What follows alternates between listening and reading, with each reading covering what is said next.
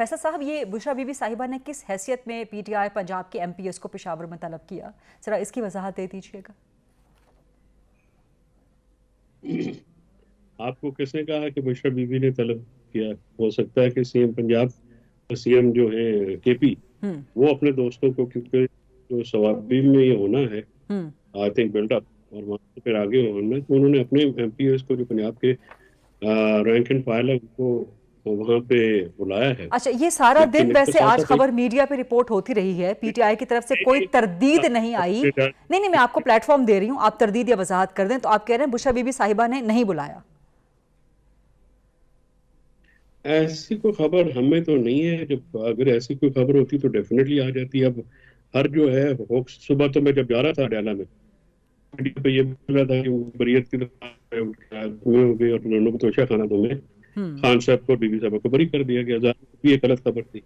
तो हर गलत खबर का तो तरदीद नहीं होती। बात यह है कि जो मैं बैरिस्टर साहब की बात से अखज कर चुका हूँ और अखज कर रहा हूँ, ये कैसा आईनी हक है जिसको लाठी और गोली से रोका जाता है। और अभी जो है शुरू नहीं हुआ। अभी बजाय इसके कि गवर्नमेंट के जो लोग हैं वो पॉलिटिकल एंगेजमेंट करें और ये कहें कि नहीं हम वो बात सुनने चाहते हैं, बिकॉज हुकूमत है ना, चाहे फॉर्म 47 की हुकूमत है या चाहे कोई जैसी भी है, हुकूमत तो है। तो उस हुकूमत को ये बात दिखती है कि अपने शहरियों को, अच्छा, आप इस हुकूमत को तस्लीम कर रहे हैं फैसल चौधरी साहब? मैं इस हुकूमत की आईनी हैसियत को बिल्कुल तस्लीम नहीं करता। लेकिन आपने कहा हुकूमत तो है, चाहे फॉर्म 47 की है, जैसी भी है, हुकूमत तो है। डिफेक्टिव ऑक्यूपेंट्स है, डिफेक्टिव ऑक्यूपेंट्स है, डिजोरे नहीं। हाँ। और इस हुकूमत के पास कानूनी जवाज नहीं है। हाँ। और ये एहतजाज है, इसका पहला मुद्दा ये है कि जो फ्रॉडुलेंट इलेक्शन है उसमें जो मैंडेट चोरी किया गया है वो वापस किया जाए। लेकिन इमरान खान तो इस हुकूमत को ही नहीं मानते ना, वो कहते हैं जी मैंडेट हमारा वापस करें, हमने इस हुकूमत को गिराना है। इस हुकूमत को मैंडेट जो है वापस करना होगा, क्योंकि पाकिस्तान के अवाम की नुमाइंदा पार्टी तहरीक इंसाफ है और मौजूदा जो पार्टियां हैं, फॉर्म 47 की हुकूमतें हैं, उनको नुमाइंदा हुकूमतें तस्लीम नहीं किया जा सकता। लेकिन आप एक कानूनदान भी हैं फैसल चौधरी, साथ में एक सियासतदान भी हैं। आप बताइए कि क्या इमरान खान की रिहाई हो सकती है इस तरह सड़कों पर निकलने से, एहतजाज करने से, आप लोग इकट्ठे करने से, या जैसे बैरिस्टर अकील भी प्रपोज कर रहे हैं कि आप लोग अदालतों में लड़े, हमें भी रिलीफ अदालतों से मिला। तो आप क्या समझते हैं एक सियासतदान के तौर पर कि रिलीफ सड़कों से मिलेगा या एक कानूनदान के तौर पर अदालतों से मिलेगा रिलीफ पीटीआई को? देखिए, अदालतों से तो जो जंग है वो जारी है। अदालतों का हशर नशर तो कर दिया है इन्होंने। अदालत कौन सी रह गई है? 26वीं आईनी तरमीम जिस तरीके से की गई और जो उसके नतीजे में मामलात सामने आ रहे हैं, उसमें अदालत पाकिस्तान में तो जमहूरियत का कत्ल कर दिया गया है, इंसाफ का कत्ल कर दिया गया है। और जहां पे जो रूल ऑफ लॉ है वो नहीं होगा, अकाउंटेबिलिटी ऑफ द जो है वो बाय द पब्लिक नहीं होगी। इलेक्शन तो डिक्टेटर्स भी कराते हैं रीदा। तो अगर इलेक्शन फ्री एंड फेयर ना हो और जिस तरह के 10 वोटों को 1000 वोटों में कन्वर्ट किया गया है, ये तो इंडिपेंडेंट एनालिसिस आ चुके हैं।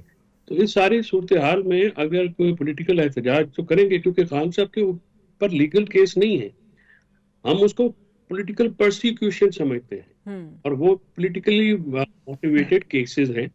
लीगली तो उनकी कोई हैसियत नहीं है। लेकिन एक क्योंकि अदालतों में केस चलाए जाते हैं, उनकी अपॉइंटिंग अथॉरिटी भी हुकूमत होती है। तो ये एक पूरा डिजाइन है, मैलाफिडे डिजाइन है। और अदालतों की आजादी की जो है वो मुझे तबसरा करने की जरूरत नहीं है। लेकिन फैसल चौधरी साहब, पीटीआई के अपने अंदर से रिपोर्टेडली जो खबरें आ रही हैं कि पीटीआई के अपने अंदर डिवीजन है, शिज़म मौजूद है। एक अक्सर सीनियर रहनुमा समझते हैं कि नहीं करना चाहिए हमें एहतजाज, कि हम इसको एक्सरसाइज कर लेंगे तो ये फ्यूटाइल हो जाएगी, इसका कोई फ़ायदा नहीं होगा और हुकूमत को मजीद मौका मिल जाएगा हम पे क्रैक डाउन करने का। तो आप क्या समझते हैं कि सड़कों पर एहतजाज करने से फाइनल कॉल 24 नवंबर की, इमरान खान रिहा हो जाएंगे क्या? मुतालबात पूरे हो जाएंगे क्या? देखिए, उनके जो अहदाफ हैं वो 3 अहदाफ उन्होंने रखे हैं, बल्कि 4 रखे हैं। पहला तो उन्होंने ये कहा है कि जो फ्रॉडुलेंट इलेक्शंस में जो मैंडेट हमारा चोरी किया गया वो वापस किया जाए, 26वें आईनी तरमीम को बैक किया जाए, मुल्क में आइन और जमहूरियत को की सूरत में बहाल किया जाए। और चौथा ये है कि जो कारकुनान रहनुमा सियासी मुकदमात में और सियासी प्रोसिक्यूशन के नतीजे में जेलों के पीछे हैं उनको रिहा किया जाए। सो ये 4 अहदाफ है जो कि इस एहतजाज का मकसद है, और पुरअमन एहतजाज है। इस मुल्क के डिफरेंट वॉक्स ऑफ लाइफ से ताल्लुक रखने वाले लोगों को दावत दी है।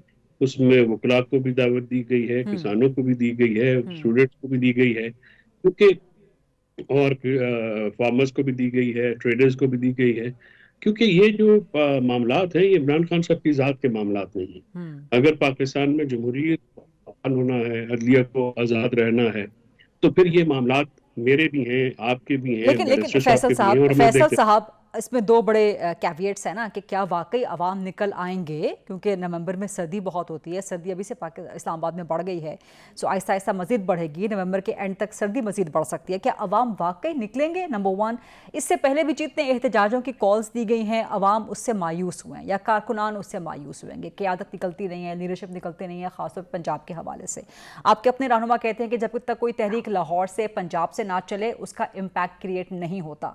तो पंजाब की पीटीआई की सूरत हाल आपके सामने है, हुकूमत कह रही है हम किसी सूरत आपको इस्लामाबाद नहीं आने देंगे, तो करेंगे क्या आप लोग? कामयाब कैसे होंगे? देखिए, हुकूमत की कांपे टांग रही हैं। अभी से जेल से कॉल आई है, और जब भी ऐसी कॉल आती है तो पूरा मुल्क फोर्टिफाई कर दिया जाता है। पूरे मुल्क में एक जो है वो अल्लाह तारी हो जाता है, लर्जा बरामदाम हो जाती है हुकूमत। ठीक। अगर ये इतने सियासी तौर पर मुस्तहकम हुकूमत है तो करने दीजिए लोगों को एहतजाज। लोग करते रहते हैं, एहतजाज तो नाकाम हो जाएगा।